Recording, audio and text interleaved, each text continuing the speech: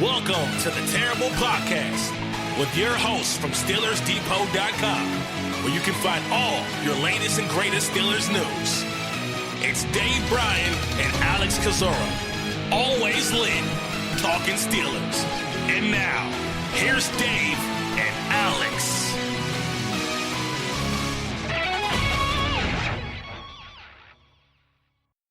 Welcome to the Terrible Podcast, Season 9, Episode 69. He's Dave Bryan. I'm Alex Kozora, SteelersDepot.com. Happy Friday to you, Steelers Nation. Dave, I was reading a tweet last night about Jack Eichel, a hockey player, and his game day routine, which was super extensive, super crazy. What is your podcast routine, Dave? How do you get started every day?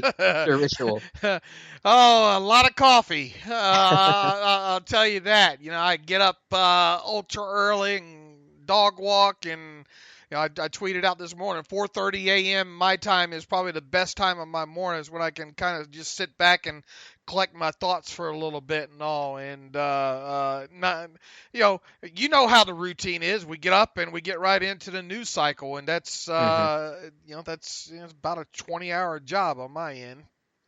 Yeah, my routine is basically roll out of bed, put my contacts in, and start talking to you. We have a little different routine. Yeah, and you do it without coffee. God bless you. I don't know how you do it. Don't drink the stuff. Let's we're going to talk about some get more into this AB stuff and all like that. But let's start it more on a positive note instead of a negative note. The way it's probably seemed like it's been here now for a few weeks now.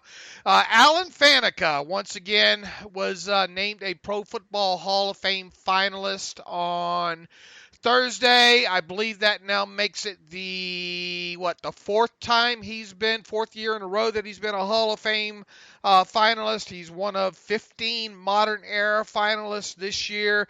I believe it's the same three offensive linemen along with him this time: Steve Hutchinson, Tony Baselli, and Kevin Mawai.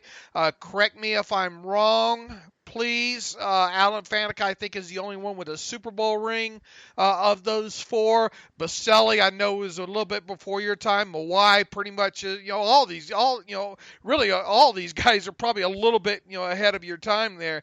But I think this, and obviously it's tough because they're going to whittle it down to 5 eventually here. But I think when you look at some of these names, the 15 modern era finalists, how do you keep Tony Gonzalez out? How do you keep Ed Reed out this time? I think those two guys are the locks this go around. But after that, I think it's a little bit more wide open. Maybe you can make a strong case for Ty Law, but I think Isaac Bruce obviously going to probably get a little bit more push this go around as well too. I think this year there's going to be an offensive lineman in the group of 5, and I really like Alan Faneca to be the 1 or 2 offensive linemen in this year's class. There better be an offensive lineman when you have those 4 names: Faneca, Hutchinson, Mawai, and Baselli. Sure, there better be. Those guys, Baselli was a cornerstone for Jacksonville as that franchise started up. Hutchinson was a great guard. I think Faneca should get in, and hopefully he does. But it'll be interesting. So what you have, as you said, Reed, Gonzalez, Champ Bailey going to get in? No, I wouldn't think he's. I wouldn't think he's going to get in. Not right away. John Lynch has to get in. Yeah, but right away. Yeah. How many times I lose track of how many times these guys have been up for it, Right. He was don't get me wrong, he's a heck of a safety, part of one of the best defenses in NFL history, right? But I'm not so sure this is his year. We agree we agree Ed Reed and Tony Gonzalez are in, right? Yep, they're locks. You would think they would be. And then outside of that, I think it gets into, you can make a good case for this guy, this guy, and that guy. But I think this might be the year for Faneca. I hope so, certainly. And another guy that I hope gets in is Don Coryell. He probably won't. I'm glad he's a finalist this year at least, but he's had such a lasting impact, his passing offense and the numbers, he used numbers in his pass game, his playbook to accelerate the process for guys because he had a bunch of JUCO guys that came in back in the college days. That's kind of the history of that. So I hope he gets in. But definitely you'll have Reed, Gonzalez, at least one offensive lineman, and hopefully it is Faneca because he absolutely deserves it. All right, and obviously not making the Hall of Fame Modern Era finalist of 15 list this year after making the 25 semifinalist is Hines Ward. And look, folks, I mean, it's going to be tough, and it might not ever happen. When it coming at the, well, I mean, I think you put it best on Twitter. In a discussion you had yesterday. Right, and I've said this for a while, and I know it's probably my most unpopular Steelers opinion, but Hines Ward will never get into the Hall of Fame, nor should he get into the Hall of Fame. And I love Hines Ward, absolutely love him. Great Steeler, go down in history.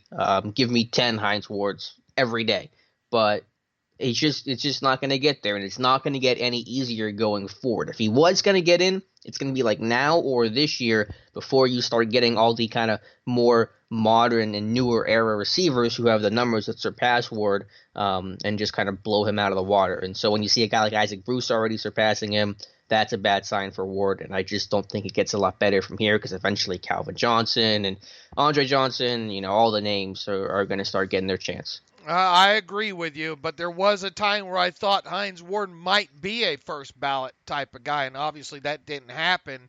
But I've since come down, from that as well. You early on when I started doing this thing, you wrestle with the fandom, fanboy, my team aspect of it, and you have more bias involved there. And I think the further that you separate this thing, which credit you, I think you've been able to do this a lot quicker than I was able to do in the beginning here. But I agree. I think it's going to be tough, and it might not ever happen for Hines Ward.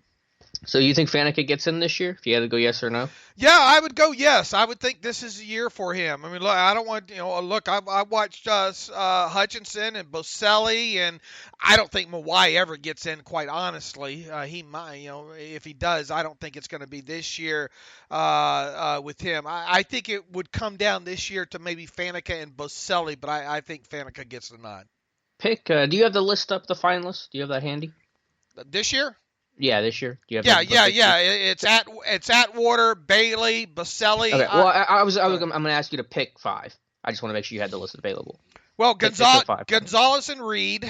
Yep, agreed. Faneca. Man, is this a year for Isaac Bruce?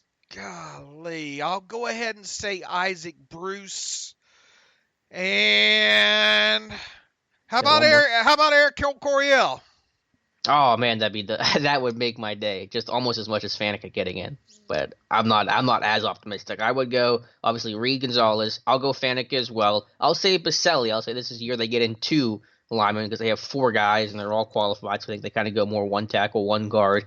And then for the last one, I'll say this is the year John Lynch gets in. All right. Somebody listening out there, write this down. Write this down. So when we change it 5 times between now and when it's done, we can look back and see how close. I'm probably not going to remember, but I'm sure maybe if someone writes it down, they can throw it back in our face and tell us how wrong we were come time. That obviously will take the final 5 will be announced at the NFL Honors show here, right around the Super Bowl time and all. So, all right. The thing about what we do with on the site and then doing this podcast and all is we're put in a situation where a lot of times we have to react instantly off of quick moving information, not having all the information in, hot takes, if you will. And now that we've had, because I got to put this out there. I mean, it was just coming in so fast. I mean, there was so much to absorb out of that Mike Tomlin press conference on Wednesday, and then we turn around. We're having to write about what we can real quick, and then we get on this podcast and have to discuss it.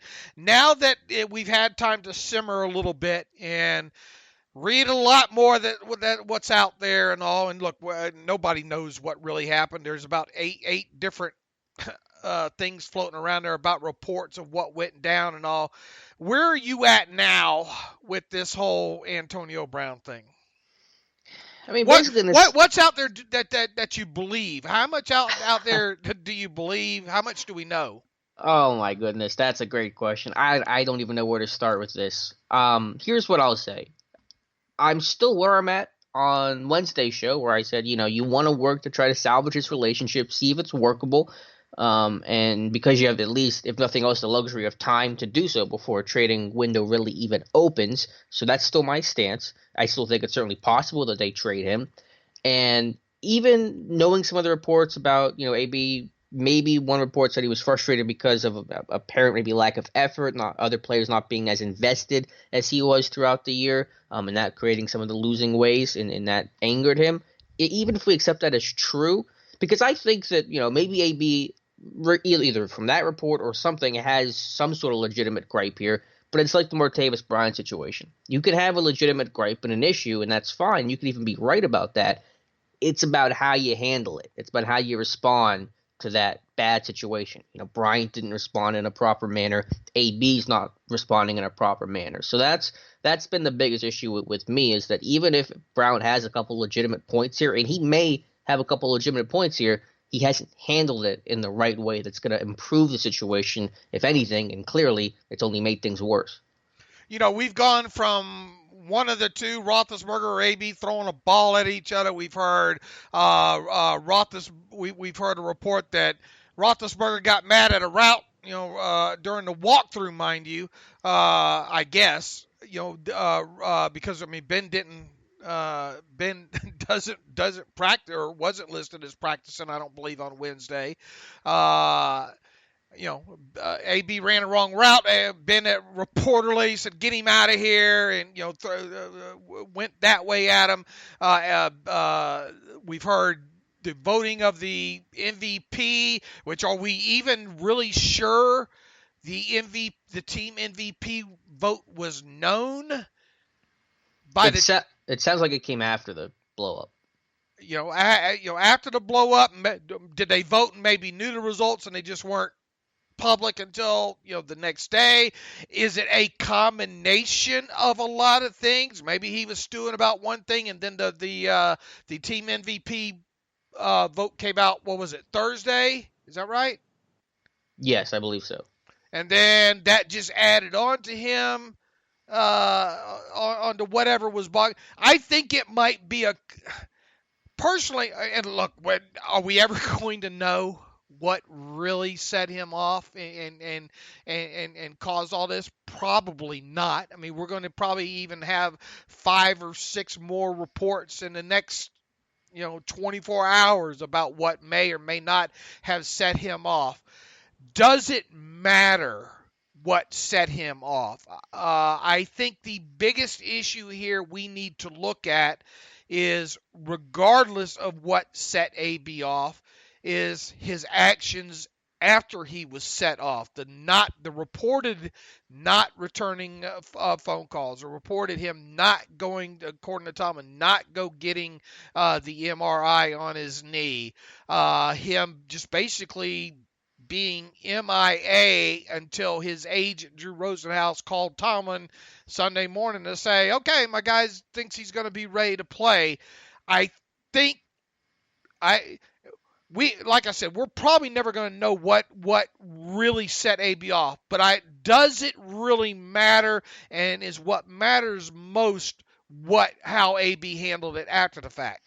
Yes, to the second part. It matters less what the issue was, and it matters more how you handle it. Like I said earlier, you can have a problem, and that's fine, and you can be right about that, but how do you respond to it? And basically, quitting on your team, not the right response in any situation.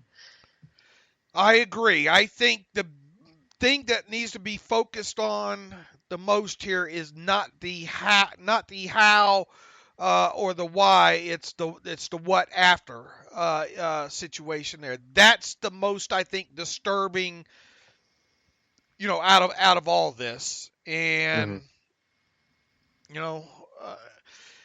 I'm trying to think back of what all I said on the podcast the other day, and the direction that I think it takes from here.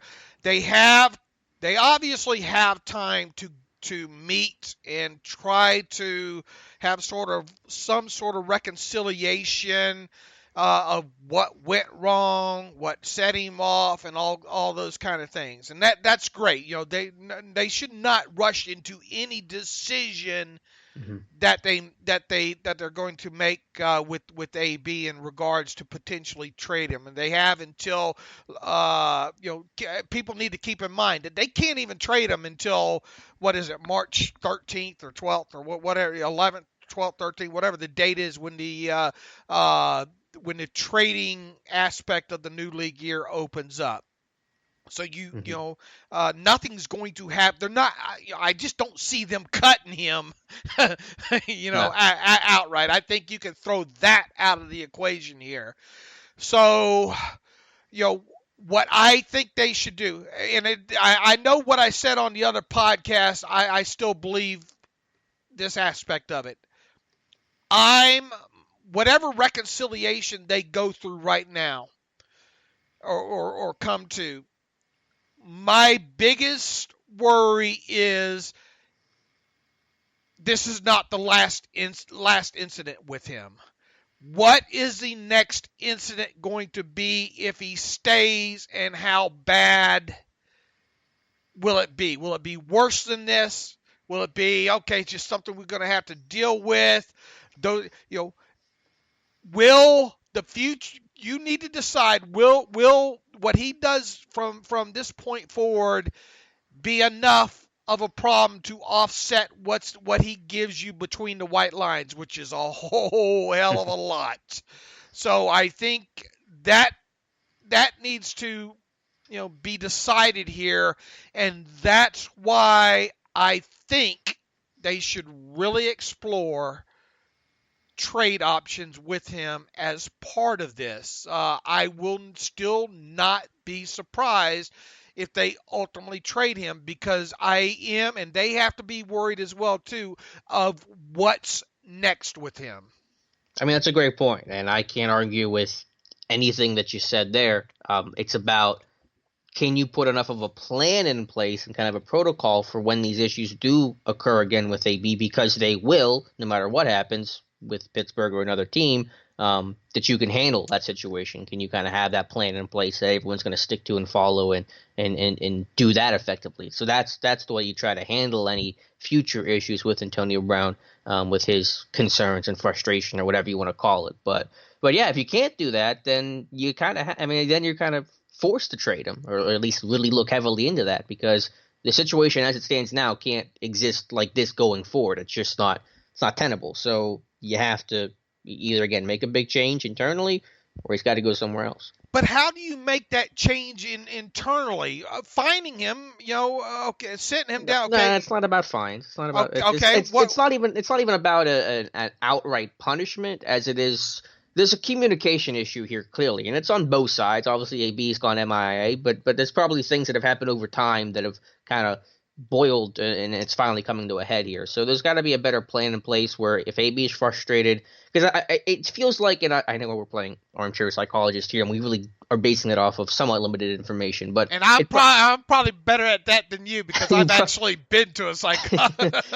You probably are, but I'm gonna take a stab at it. You tell me how good of a job I'm doing. It probably feels like AB might not have a voice in that locker room because he isn't considered one of the leaders the way that Ben is, or Foster is, or Cam is, or obviously the way Tomlin is. And so that's probably led to some frustration over time, where it feels like his voice and his opinion doesn't matter as much as some of the other, traditional leaders in the locker room. And so there's got to be a way for AB to be able to communicate his thoughts and his frustrations and his feelings better, so that this stuff doesn't happen, so he doesn't get to a point where he just kind of has some sort of outburst and you get the situation you're in today. So it's not just about an outright punishment, although that still has to be on the table. Everyone's got to follow the rules and yada yada.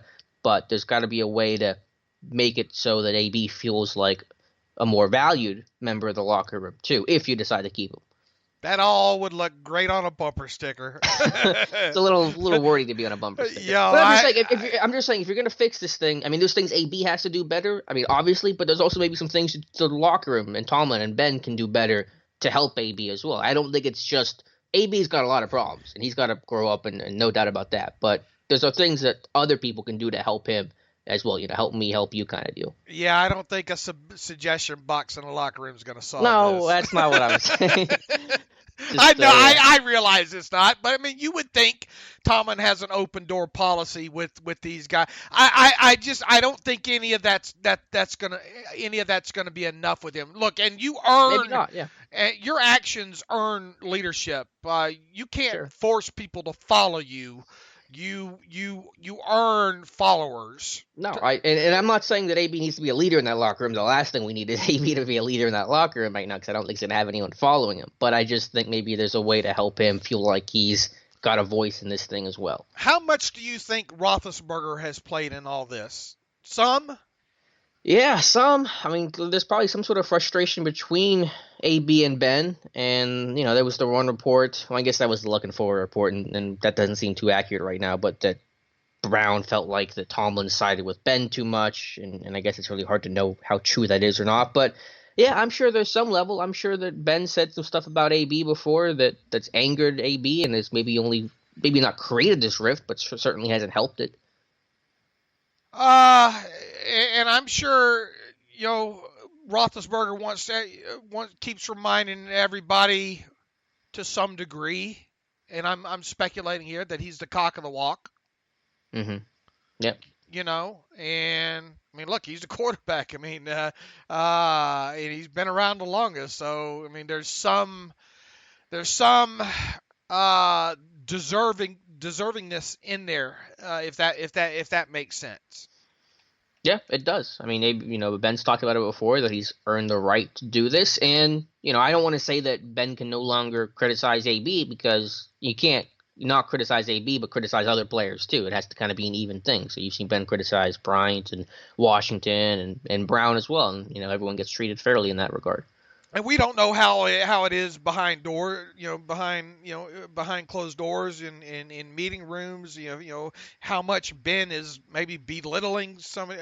We don't know any of that. Right. And all we can do, folks, when we talk about this and when we post on the site, is pass along. A lot of times we like to refer to it as soft news. We pass along a report, and then we kind of add in, sometimes, not all the times, some opinions on with that. And, hopefully that's what kind of makes Steelers Depot and this podcast a little bit different than a lot of stuff out there. We try to do it as fair, as balanced and unbiased as possible, but without a doubt, some bias creeps in there nonetheless. All right, before we make this the Antonio Brown podcast real quick, I've broken down all the different salary cap ramifications, scenarios when it comes to AB and when they cut him or trade him and all those kind of things. Really, it boils down to, I think, two scenarios here with AB that's going to happen between now and March, whenever the start of the new league year is, 17th, 18th, whatever the date, or whenever is when actually 4 or 5 days after that, when his $2.5 million roster bonus is due. You either keep AB. That's scenario one. The other scenario is that you trade AB from the start of the trading period in March, during that 4 or 5 day window before his $2.5 million roster bonus. Those are the two most likeliest scenarios that are going to take place. I mean, you could pay him his $2.5 million roster bonus and then, quote unquote, see how it goes, and then decide to trade him, later on in the offseason. But one would think too that if any kind of deal is going to include a draft pick or something, that would be something that you would probably want to use this year. So you could probably push forward let's assume you pay him. You don't trade him before his roster bonus is due in March. But yet you get in, you're not happy with maybe the way things are going, and you get closer to the draft. You could obviously trade him, ahead of the draft as well too. But I think the two most likeliest scenarios here with him is you keep him, or you trade him during that 4 or 5 day window there from when the trading time period opens until he's due that $2.5 million roster bonus. Because once you pay him that $2.5 million roster bonus, that's going to get tacked on to potential to dead money as well too. So to me, that's what we're dealing with. That if he's still on this roster, come time that he gets paid that roster bonus, odds increase heavily that he's going to be on the Steelers in 2019. I agree. I think you laid out the scenario as well. I agree that would be the most likely time frame. And while you can't obviously trade Antonio Brown until that March window opens up, certainly you can start talking to teams about that if that's the direction you want to go earlier. Again, with the Senior Bowl coming up, I mean, that is kind of the hub where every GM and coach is going to be down in Mobile, Alabama, and so that's where you could start having those talks. And I'm sure Kevin Colbert will be asked plenty about that by other teams. Drew Rosenhaus, who is at Mobile every single year and makes his presence very much known, will probably be doing his thing as well. And look, that's a lot of dead money to eat too. I mean, you mathematically, cap wise, you got to look at this thing from two different aspects: cap and cash. Mm-hmm. How much cash do you save, and then what's the effect on the cap? A lot of times you'll see people out there mingle these two together, and they're two separate things. You save, if you trade him in that window before you pay him his roster bonus, you save the $12.625 million in cash. You also save the $2.5 million in cash. So what's that? 15, whatever it is, something or what? That's the cash that you save. Now, obviously, if you trade him, you're going to have that big dead money figure of 21.12 in dead money this year. You also, don't forget, you saved the cash, the other $23.8 million that he was set to earn in 2020 and 21 cash. All right, now as far as the cap perspective goes in 2019, he's already scheduled currently to count $22.165 million against the cap in 2019.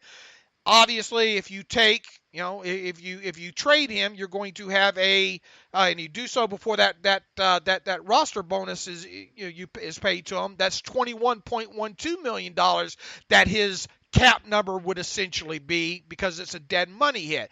So you would save, you would clear, you would save, a little bit over $1 million in cap space.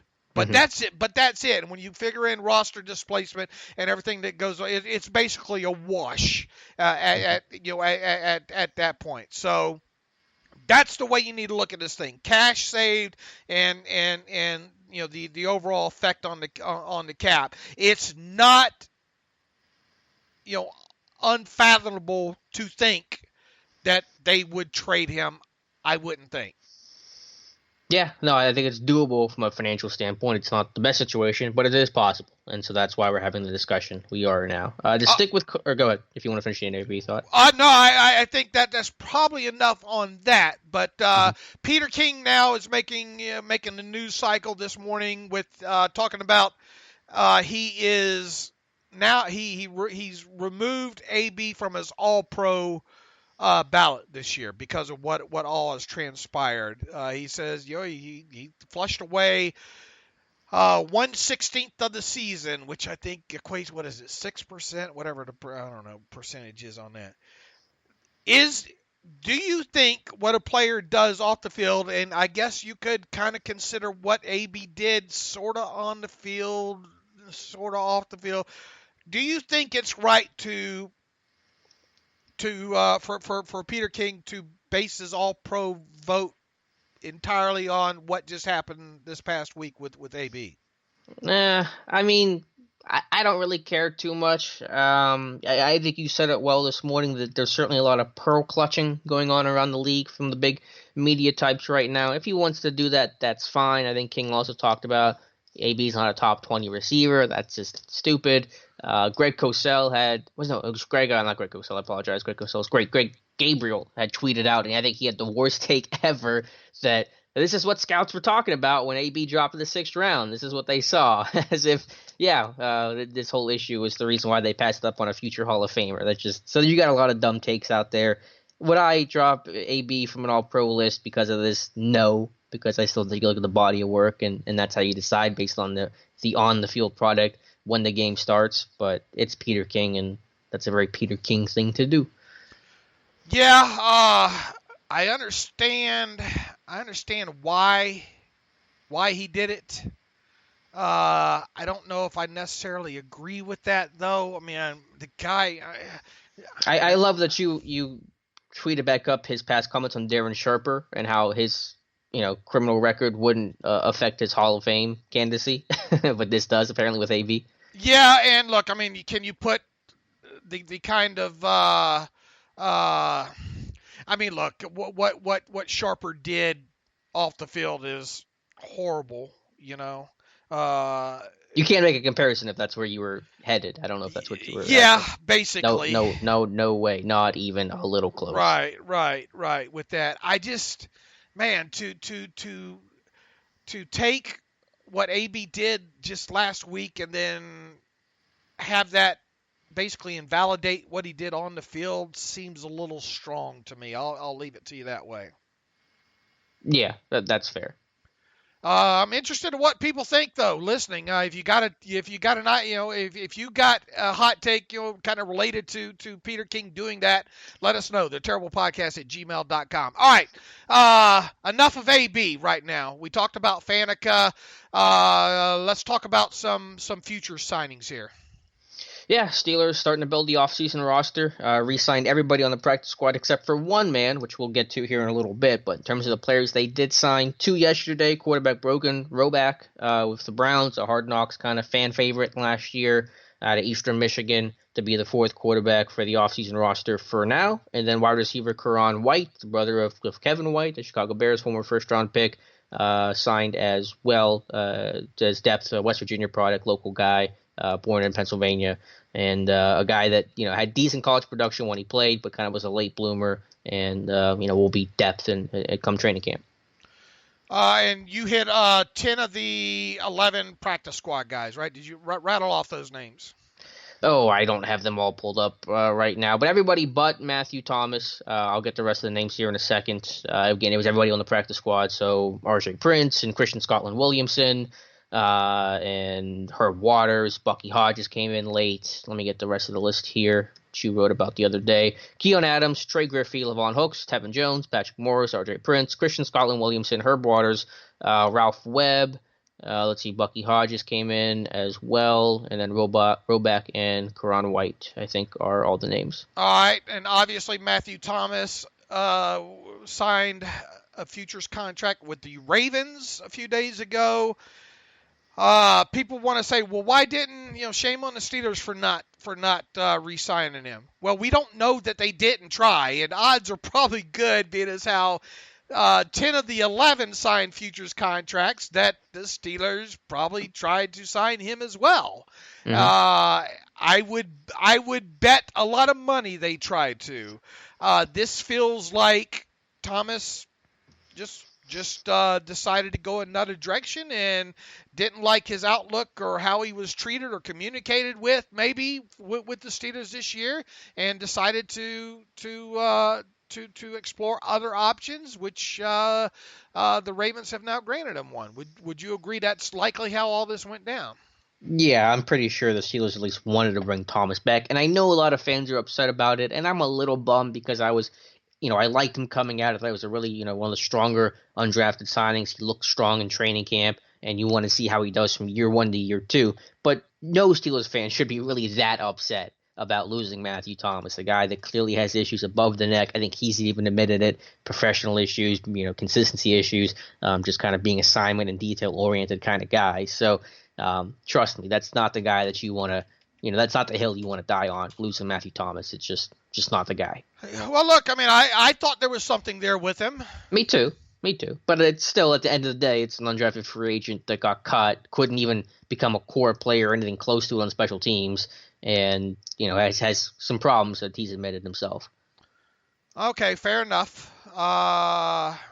It just it stinks to lose a guy. He's got the athleticism. Now, was there anything Sure. more than just that? We'll never know when it comes to the Steelers. Mm-hmm. Yeah, I mean, and like I said, I wanted him back to be able to see the jump to year 2, but it didn't happen. It happened before, and I'm guessing that the Steelers wanted him back. He chose to go somewhere else, just in the way DeMarcus Ayers had a chance to re-sign on the Steelers practice squad after getting cut, and chose to go elsewhere. It's his decision, his prerogative, and hey, Baltimore's a good place to go for an inside linebacker. Do you think he will? Do you think we'll be talking about him next year? Probably not. You don't think so? Okay. All right. Just in the way we didn't talk about Vic Soto, the outside linebacker from the camp darling from 5 years ago. Just doesn't happen. All right. Certainly does stink. We're going to, of course, see some more futures here over the course of the next few days, and we'll pass along those and we'll talk about them. What you wrote up Karan White? Yeah, it's an interesting story. Most of these guys, even on a futures basis and this kind of long shot basis, are like high school stars and just the guy at their high school. And White wasn't that kind of guy. He was a safety that was undersized, got hurt his senior year, didn't play. There was a good feature article a couple years ago. I have linked in the article on Steelers Depot that had him working at McDonald's. Really no plans to play football, but with his brothers having some success in the JUCO level, he decided to give his chance to play football. So he went to a JUCO at Lackawanna, which was a really popular junior college. He played well there, translated, got an offer from West Virginia, and then kind of came on the scene late. His measurables aren't great. He's got some size, but kind of a limited athlete. Doesn't seem to have the special teams value that this team kind of went for last year with guys like Tevin Jones and Trey Griffey. So it'll obviously be a very uphill battle for Karan White, but I think it's a guy that's probably, his football development's been accelerated because of how he doesn't have that traditional path to the league, so maybe there's something there. One-sided? I didn't really even scout him from a talent perspective. I just kind of did it from the path and his story-wise. So, I don't try to put a lot of stock into the scouting report on some of these guys right now. I'll wait until camp, if they make it to camp, and kind of get an idea on them from then. Yeah, I haven't looked at him much on tape, but I think there's some. I think he had a few drop issues, and I think one of those guys, sort of like James Washington, predominantly lined up on one side of the offense there. So I plan on looking at him when I get around to getting a little bit more time here. All right, we talked about the futures. Let's talk a little bit about some future free agents here, Alex. And let's start first. People will start seeing these lists crop up of the players, and I already have a complete breakdown of all the players that are scheduled to be free agents at the start of the 2019 league year on Steelers Depot. That went up a few days ago. I hope a lot of you were able to read that. Ryan Shazier and Eli Rogers are of course going to be on these lists as unrestricted free agents. And I think I added this in my report on my free agent recap here of the Steelers. You can expect the contracts of both those players to toll, T-O-L-L, toll during the offseason here. And basically and that's because they spent time, way too much time on the reserve PUP list last year, in it being their final year under contract. And that's the key thing that causes a contract to toll when you're on reserve PUP, is that it happens in the final year of your contract. We saw that happened to tackle Mike Adams a few years ago. People might not remember that. Article 20, Section 2 of the CBA says physical unable to perform. Any player placed on a physical unable to perform list will be paid his full paragraph 5 salary, that's base salary, while on such list. His contract will not be tolled for the period he is on PUP, except in the last year of his contract, when the player's contract will be tolled if he is still physically unable to perform his football services as of the 6th regular season game that year. Obviously, Ryan Shazier stayed on reserve PUP all season, so it's not a question when it comes to him. People will say, well, Eli Rogers, he made it back from PUP. Well, he didn't do so until late in the season, and barring him being able to prove that he was physically able to perform by the 6th week of the season, he now runs the risk of having his contract tolled as well, too. I reached out to former NFL agent Joel Corey, who we've had on the show and written quite a bit about over the years as well. He expects the contracts of both those players to toll. I wrote way back when the Steelers restructured the contract of Ryan Shazier back in May or whenever it was, March or May last year, that the Steelers doing so, I know it was kind of framed as a good faith, us doing Ryan Shazier right, but a good portion of that decision to do that was to lower that base salary so that when his contract did toll, it would not toll at the $8.718 million. So instead, and according to Joel Corey, Ryan Shazier, because of that contract restructuring last May, his contract will toll at the amount of $805,000, while Eli Rogers' contract is expected to toll in 2019 at $720,000. Now, obviously, Ryan Shazier, in his physical health and all, is going to play a large role in determining what ultimately happens in him. But those are two players expect their contracts to toll and them not to hit unrestricted free agent. Now the Steelers could, and I wrote this up in this article as well too, we saw Deshaun Sheed with the Seattle Seahawks last year. The Seahawks just outright released him to do him a favor instead of tolling his contract. Now, will the Steelers do that same thing with Eli Rogers? I kind of doubt it. Mm-hmm. Yeah, I think you just keep him on the cheap the way that he is, and you take advantage of that. So good information there. What else did you want to talk about with Steelers free agency? You got a lot of guys lined up here. Where do you want to start? Yeah, let's start walking through these guys kind of quickly here. And Le'Veon Bell leads the list of unrestricted free agents. Do you expect them to transition, franchise, whatever with Le'Veon Bell? We kind of hit on this, I think, the other day. Yeah, I'm not gonna try to have an expectation because any expectation with Bell has been really wrong before. I know Josh Harris, the former Steelers running back, believes that Bell could return and that Bell wants to stay in Pittsburgh. So I still think transition tag is a bad idea. If you want to try to work out something long term, that would be, I guess, the better approach of the two. But I'm still of the mindset of you let him walk and you get your comp pick value and you move on. I am too. I'd rather just see them wash their hands of this. This will be something along with Antonio Brown that's probably discussed quite a bit more from the end of the season until just ahead of the start of the new league year in March, when either a franchise or transition tag needs to be distributed to Le'Veon Bell. Jesse James, what are you doing with Jesse James, who's scheduled to be an unrestricted free agent?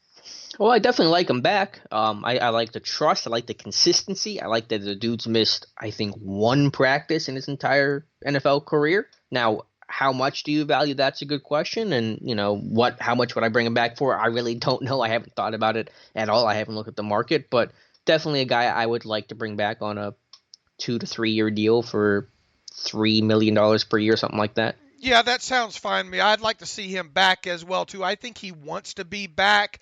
I think this is one of those guys that you get him done maybe in the weeks leading right up to the new league year. I'm not 100% sure he'll actually get to see unrestricted free agency, because I do think that he will be re-signed right before the start of the new league year. Yep. All right, Ramon Foster, another guy we talked quite a bit about. Let's not spend too much time on him. If you get the deal done right with very little guaranteed money involved in there, I think you do it. I think there's an outside chance him, like Jesse James, could be done before free agency. I'm not gonna bet my house on that, but I have to think Foster wants to return. I have to think that the Steelers want him back at the right price. I know Foster said some things in the past and all, but I'm not convinced that I'm not convinced he's playing elsewhere in 2019.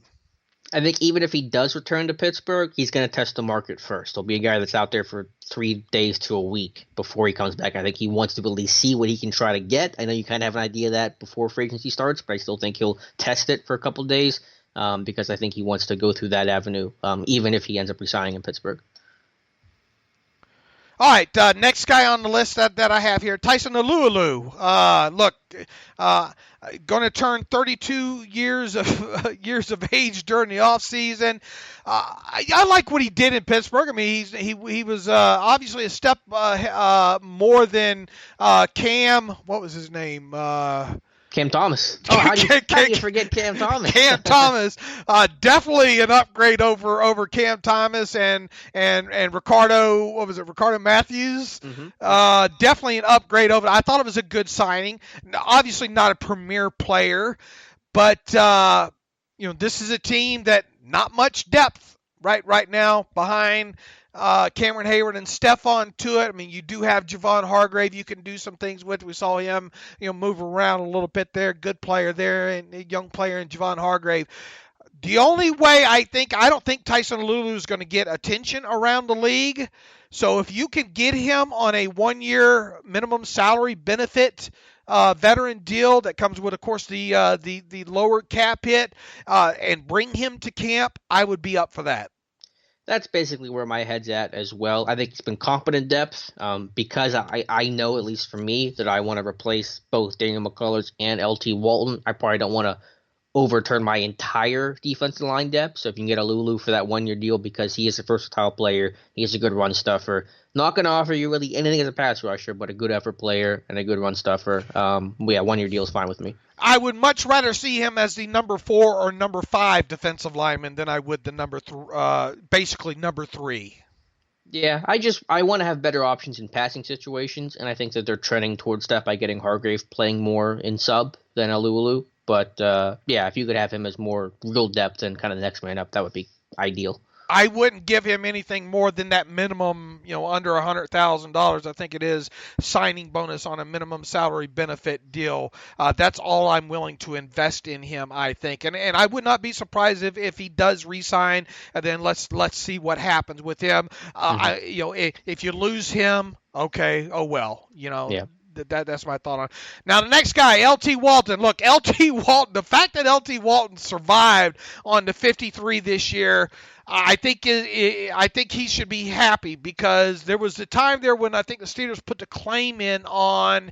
Do you remember who the wave person was that they put the claim in on?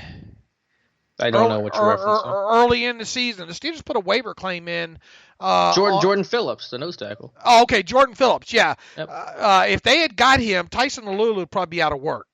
Not Alualu. Walton. Yep, probably. So the fact that he made it that long, and look, he was inactive for most of the games this year. Once again, you can re-sign him to a 1-year veteran minimum salary benefit deal. I'm fine with the idea that bring him to camp, but I would be highly surprised if he's on the 53-man roster this year. So I'm really indifferent to him with LT Walton. Agreed. Certainly someone I'm looking to replace. If you want to do the 1-year minimum salary, veteran benefit, whatever it's called, that's fine, I guess, but not a guy that I expect to be playing it down in Pittsburgh again. Jordan Berry, the punter, what are you doing with him? I'm definitely bringing him back. I know that he gets a bad rap, but I think just in the way the Steelers ask him to punt, it's a lot more directional and hang time oriented than it is just straight distance. That I think he's been generally successful in that regard. So I like what Barry's done. I mean, we went from a guy that everyone wanted to cut after the first 2 weeks of the season to a guy that I think ended the season, pretty well overall, and no one's really talking about that. So I'm definitely bringing Barry back. I bring him back too, but obviously I don't want any. I want to be able to cut him, without much guaranteed money. I kind of wonder how much attention he would get around the league and all like that. So I think we agree that's another one we wouldn't be surprised if it went either way. We're kind of indifferent to it. I would be surprised if they don't bring him back. I'm not saying that he'll be guaranteed anything, but I think they'll at least bring him back. All right, next guy on the list, Anthony Chickillo. Yeah, I mean, you wrote it well. If you want to re-sign him for the minimum to have that special teams depth and a veteran guy, cool with me. But they can't have Chickalo be the number 3 outside linebacker again next year. They just can't. I like Chick, but him to be in that position, it's killing this team in terms of depth. You have to treat him, and if you do re-sign him with the notion that you're going to pay him and expect a 4th or 5th guy on the depth chart kind of production. Now he is a decent special teamer, so we got to give him that. But how much is that worth? I would not be surprised if he gets maybe a 2 or 3 year deal with very, very little guaranteed money. Ideally, you would like to see him be another one of these veteran minimum signing benefit, another body per se that you bring back that knows what's going on. So he's a guy I'm not sure he's going to get a lot of attention out there on the free agent market. So the Steelers offer him much above minimum. He might want to think about taking it. Oh, yeah, for sure. And like I said, he can't be the number 3. Like, you have to have either a Denier or somebody else be the number 3 and Chick move to that number 4 role next year. It has to happen. Cody Sensabaugh, this is probably going to ruffle a few feathers here. Yeah, I think I'm a little higher in Sensabaugh than you are. Now, I certainly don't want him to start again, but I think if you look at some of the metrics, he did grade out pretty well, and I think that they do like his veteran leadership, and considering all the changes that are likely to happen with the secondary, I think it is nice to have a little bit of stability with a veteran guy that you bring back around. He is versatile. Now, there is concerns about his special teams value because it isn't very high. It's pretty limited, but I think you at least bring him to camp as depth, as a versatile guy, and as somebody that can help show some of the younger guys, assuming that they're going to add in this secondary yet again. Pro Football Focus, I think, has a stat running around about the yards per route, yards allowed per. That's such a do you like that stat? It's pretty specific. So, and it's also because, Hayden shadowed the top guy, so he saw more targets. So it's a little bit of a wonky stat. Yeah, I speak. I think I speak for you, and well, maybe I don't, but for most of people listening to this podcast, I don't want 2019 open up with Sensabaugh starting opposite Joe Hayden. You can speak for me there. I agree there. But again, I think he's certainly not going to give you a whole lot positive, but he's not killing you either. And so I think I do want to bring him back for depth and just to have a little bit of comfort there. Knowing how cheap the Steelers are when it comes to these kind of guys like this, don't be surprised if he is re-signed, but I don't think it's anything that we're going to go, oh my God, can you believe the money they dropped on this guy kind of thing. Yep. So don't get upset when the Steelers re-sign Cody Sensabaugh, all right? Because it's probably not the worst thing in the world that you can get upset about. Darius Haywood-Bay is next on my list. I've always been a huge DHB fan, but this year just felt like a weird year with all the kind of spats he got into with the officials, the penalties that seemed to increase. I think somebody said he only had 1 tackle this year. I'll have to double check that. I didn't look that up, but maybe this is the end of the line for DHB. I think it's very possible that it could be the end of the line for him. I mean, obviously, you're not going to spend. If you do re-sign him, it's a minimum salary benefit deal, and it's like, all right, come give it one old college try here. But it's hard to imagine now, and I've been an advocate too of him hanging around these last couple of years from the special teams aspect. But I don't even think that value is there anymore when it comes to him. You can have somebody else know the rules, and Lord knows there was enough of people not knowing rules this past. He had 4 total special teams tackles, two tackles, 2 assists.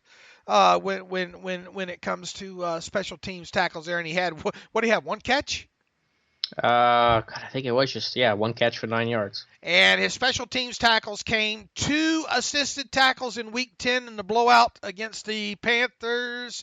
Week 11, who was that against? Jacksonville. He had, I think, one primary tackle, and in Week 14, I guess that would be. Who was that against? The Chargers game? Maybe the Chargers game. No, Raiders game. The Raiders game. He had a tackle in there. So not much value there. Nobody's going to be crying if his career is over. Daniel McCullers, it was a huge surprise that not only he was re-signed last year, but that he made the 53-man roster and lasted all season. It's time to end that now. 2018 was his best season ever, and it was still a pretty bad year. And that tells you all you need to know about Daniel McCullers. I think Dunbar helped him some, but not enough, and you have to move on. Don't be surprised if he's just at least re-signed to another veteran's salary minimum. Well, sign me to a minimum salary benefit. Yeah, I'm just saying. I know. Look at the guys last year. I mean, Toussaint. Look at some of the guys that they signed that we didn't think were going to happen.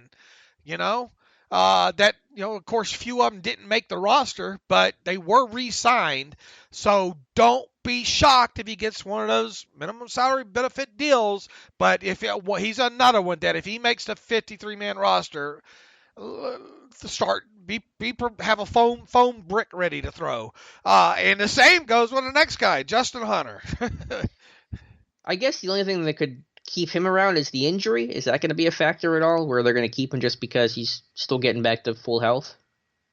Is that a thing? No. He ought to be recovered from that shoulder surgery and all like that. No. Right. Well, then I'm certainly fine with getting rid of him, just to be clear. Unless he has pictures of Mike Tomlin, which is possible given his roster team to see the last 2 years. Yeah, Stephen Ridley. It's time to move on from that for good too. Yep, he's gone. That fumble against the Saints sealed it right there. That was it. Nat Burray, a guy that pectoral injury halfway through or not even maybe halfway through the season, ended up on IR. The missile, no value on defense whatsoever to me. I mean, and that limited playing time he got early in the season in dime was absolutely awful, if you ask me. What are you doing there? I still wake up in a cold sweat sometimes thinking about him covering in that Tampa Bay game. So, yeah, I think it's time to move on. LJ Fort, what are you doing there? Definitely want to bring him back. Now, they've had kind of a weird relationship with Fort. We've pretty much documented it pretty well throughout. But he's definitely coming back because at worst you see him the value as kind of a sub-package, nickel, dime type of player. So, certainly a guy that you're going to bring back and maybe spend $1.5 million on him. All right, the next two players to round out this list, we already talked about Eli Rogers and Ryan Shazier. They're scheduled to be unrestricted free agents. I don't think they're going to make it that far. We'll save the restricted and exclusive rights free agents for us for something to talk about maybe on Monday, Alex. So, look, it's not a spectacular list overall. I think the guys that you could see resigned to above minimum salary deals, I think, of the ones we talked about are Jesse James and Ramon Foster. That's probably about it, right?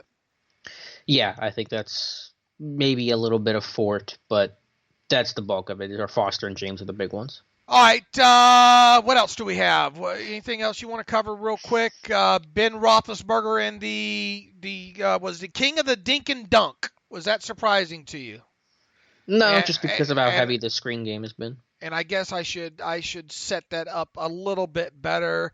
Well, how about Dave? You tell us about our friends at MyBookie, and then maybe we'll do the Ben stuff, and then get to a reader email or two to close out the show. Does that sound good? All right, sounds good. Bowl season's here, folks, and it's time to get in on the action with MyBookie.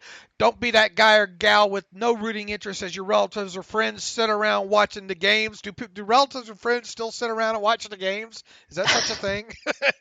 I don't know. I live by myself.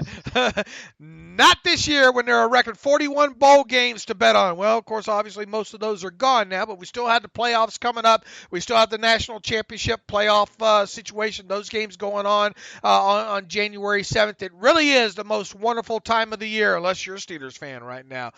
Make sure you're ready for all the daily action by signing up at MyBookie today. They pay fast when you win.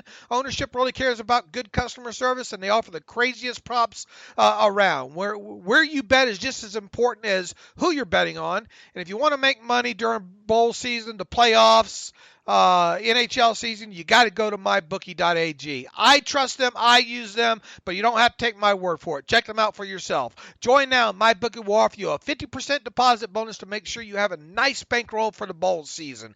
Use promo code TERRIBLE. That's terrible. When you deposit to activate the offer, that's promo code TERRIBLE. At MyBookie, you play, you win, you get paid. All right, let me set up the Roethlisberger post real quick here.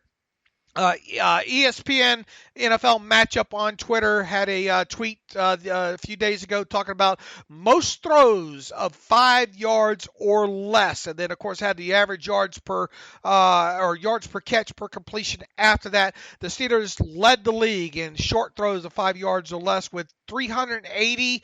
I have some of our own charting, which by the way, props to you and Matthew Marksy. You guys do. It's so nice that when I go back through the charting and add up some of these columns, that my numbers match, some of these national reports. So kudos to you guys. But yeah, Roethlisberger. In case you're curious, we have Roethlisberger, 167 of those 370 short pass attempts from Roethlisberger in 2018, not even making it past the original line of scrimmage. So that's what's 167 times 2? That's 320, 340ish, right around in there. So a little less than half of his passes did not even make it past the original line of scrimmage. So that shows you what a true reflection of how that was used as an extension of the running game. I have a stat up on the Twitter machine about on first and second down last year of all the passes that they had that did not travel past the line of scrimmage. I think those averaged 5.8 or 6 or something like that yards gained, and that even counts the plays that were incompleted passes. So none of this should be surprising. I think the biggest aspect of what these Steelers didn't get accomplished or weren't good at in the passing game in 2018 that we're going to dive, or I am going to dive into more into the offseason here, is the deep pass attempts. Now, Roethlisberger, he might have been the king of the dink and dunk passes in 2018, but he has still attempted his fair share of deep pass attempts as well, as only 4 other quarterbacks attempted more deep passes that flew in the air more than 15 yards past the line of scrimmage. In fact, 115 in total. I think the biggest drawback was his completion percentage on his deep passing attempts was not where you wanted to see it this year. 39.1 of those 115 he completed. They were down, I think, from the last previous years. Now, a lot of those incompleted passes came during the first half of the season, where he registered I think it was 35.2 in the first 8 games deep passing completion percentage versus 42.6 in the final 8. That's the thing that we need to look at as far as the passing game with the Steelers went, because how would have this offense looked had he been able to complete a handful more of those? Yeah, a lot more effective, a lot more efficient, for sure. And I think another interesting stat when you go to Next Gen Stats on NFL.com is that you'll see that Roethlisberger's average intended air yards, that's the average intended pass distance, was just 7.7 yards per attempt in 2018. That number in 2017 was 9.2 yards, so about a yard and a half shorter this year. Now, obviously, all these shorter passes played a role in that. His average completed air yard distance also was just 4.8 yards. Wow. And that's down. That puts him down at the bottom of the league in that statistical category of the qualifying quarterback. So his average completed air yard distance was 4.8 yards, down from 5.9 yards in 2017. And look at this. In 2016, it was 6.4 yards was his average completed air yard distance. So we're going to dive into that a little bit more into the offseason here. Yeah, well, that's a lot could be attributed to the screen game and how that's basically been used as a run substitute, especially when they didn't have James Conner to get them going. So those numbers are a little shocking, but also not, because if you watch this offense, you understand why those numbers are what they are. And I think you have to, those ones from behind the line of scrimmage, the 100 whatever that I just rattled off there, especially on first and second down, those need to go into the run category. They really do, because they are an extension of the of the running game. Yep, and that's what the Steelers say. Randy Fichtner says they consider that screen game to be runs. All right, what else do we have here? Time to get into talk about the playoffs. Oh yeah, we have our picks. I almost forgot. Yeah, yep. We do. All right, let's see here. Let me pull up some odds here, and then also have something else to go over with you. Let me go to mybookie.ag here. Go to the sportsbook section, which all of you should be following along right now doing, and NFL playoffs, and let's get after it here. Indianapolis Colts at the Houston Texans. Tell me who wins, and I'll tell you the line, and tell me what you want as far as line. This one is going to be easy. Texans at home, favored by 1.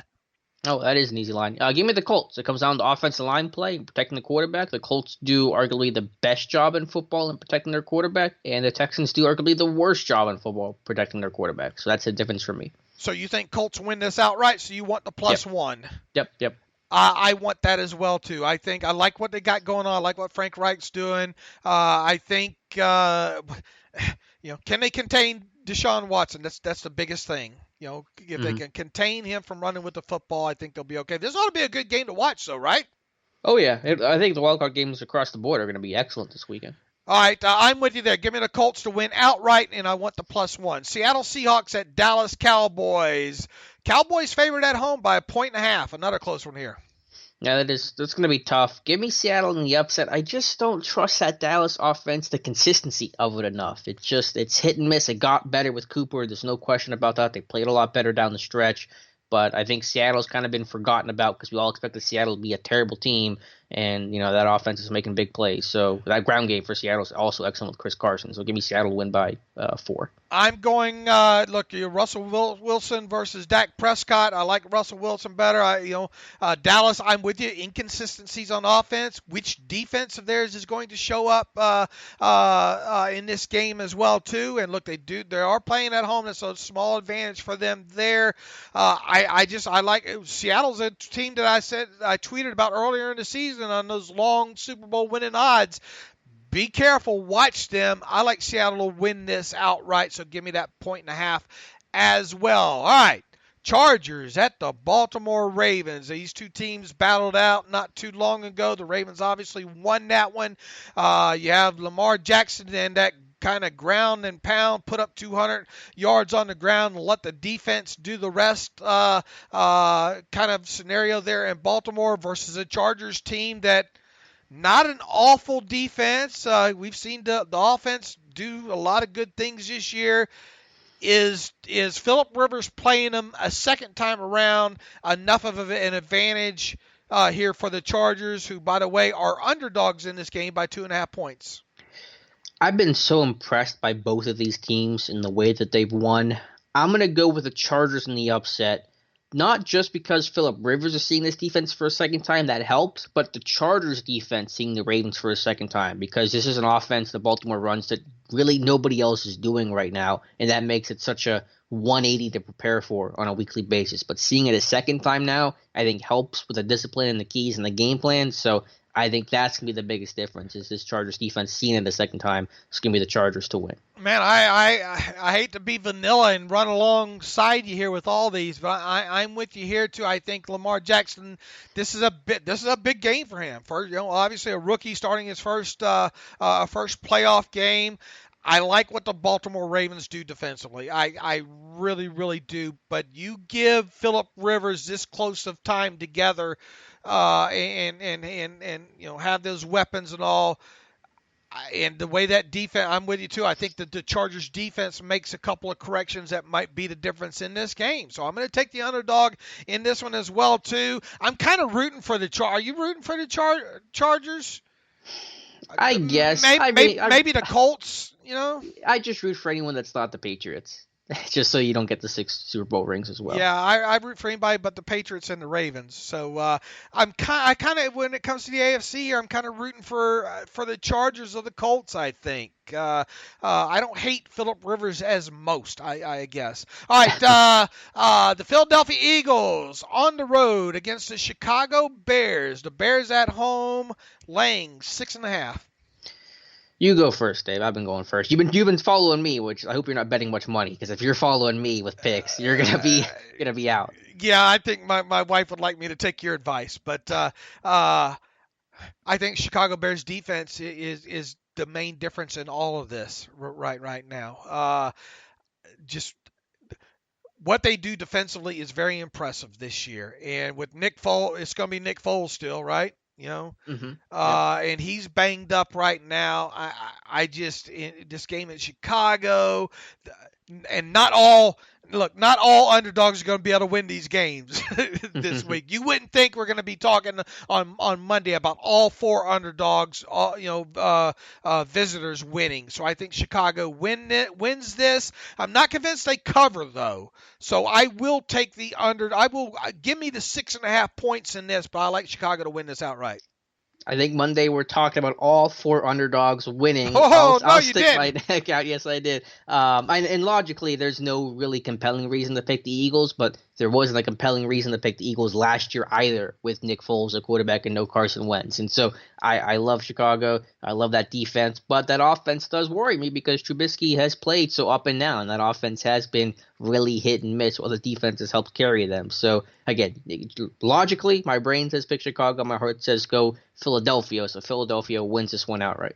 All right, I posted a few days ago the final 2018 adjusted net yards per passing attempt stats of the 12 playoff teams, both offensively and defensively. Their stats, along with the differential of both. And the age-old saying goes, you better have, if you're going to compete for a championship or you want to make the playoffs, you better at least your differential better be at 0 or above. And this year, really, 11 of the 12 teams were at 0 or above in positive differential when it comes to the stat. The only team that's not above it was the Dallas Cowboys, and they were just barely. They're 0.3 to the negative side there. So I think that stat holds a little bit of weight there.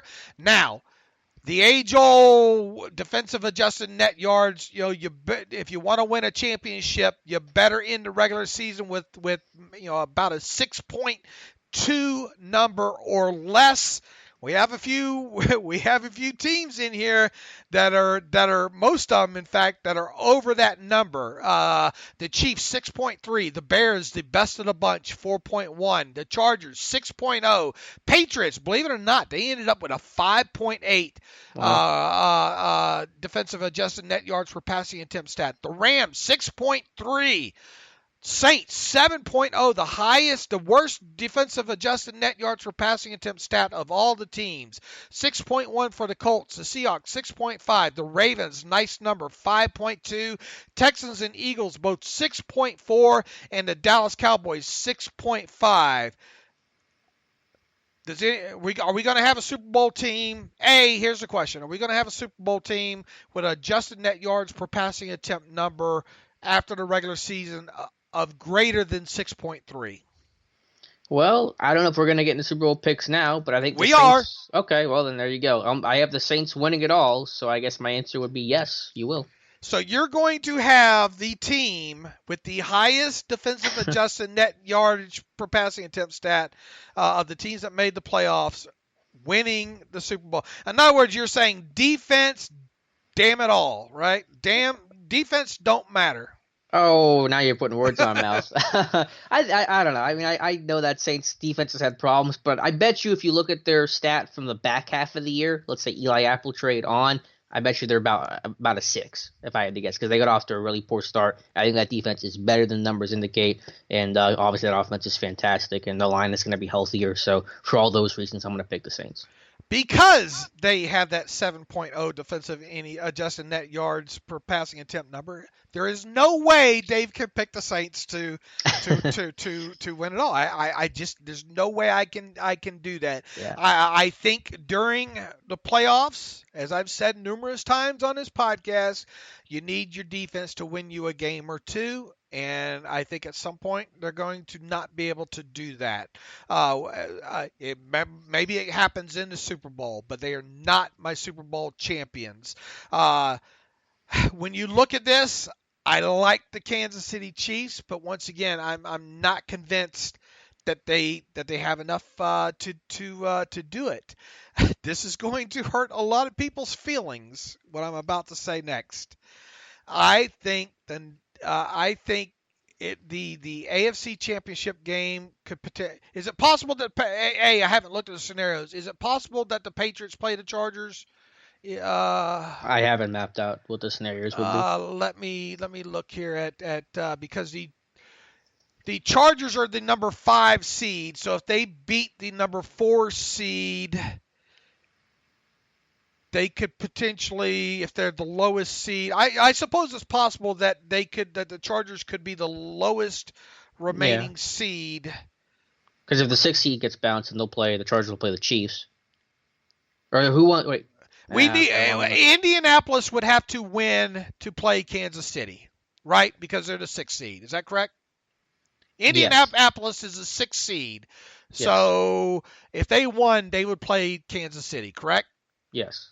And if the Chargers won, they would then play the Patriots. So I think that's a likely scenario there. So wow. Let me end it at this. I like what I would not be surprised if the Chargers represented the AFC in the Super Bowl. However, I think the Patriots are there.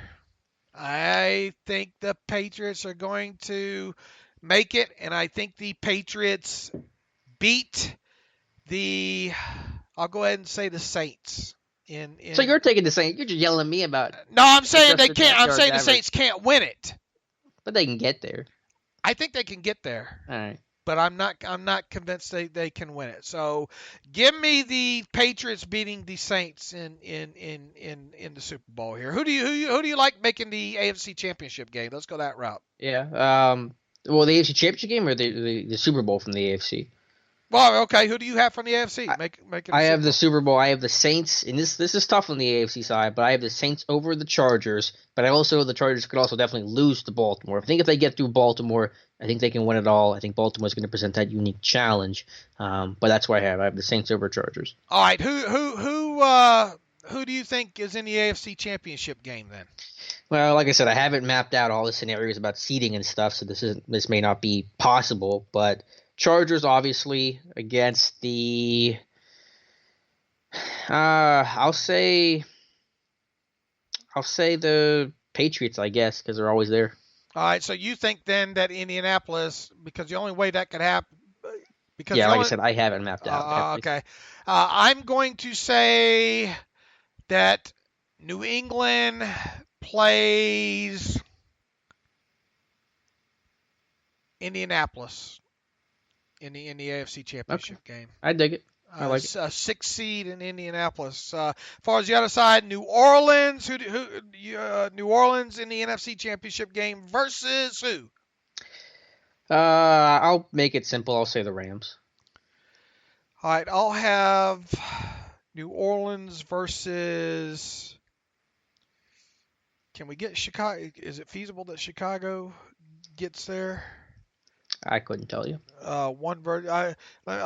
Because if Philadelphia wins, Chicago, yeah. All right, I'll take Chicago and New Orleans in the NFC championship game. All right. What else do we have? I think that's got it. That's it for me. All right. Sorry for running a little bit long today. We had a lot to cover today. Unfortunately, we thought we were going to have time to get to some emails, but we ran long. We apologize. We are going to get this done for you on Monday, one way or the other. We will read some more listener emails. You can follow me on Twitter at Steelers Depot. Follow Alex Kozora at Alex_Kozora. Follow the show at Terrible Podcast. Email the show, theterriblepodcast@gmail.com. If you like what we do and want to donate to the cause, go to SteelersDepot.com. Hit that donate button upper right navigational bar. And as always, thanks for listening to the Terrible Podcast with Dave and Alex.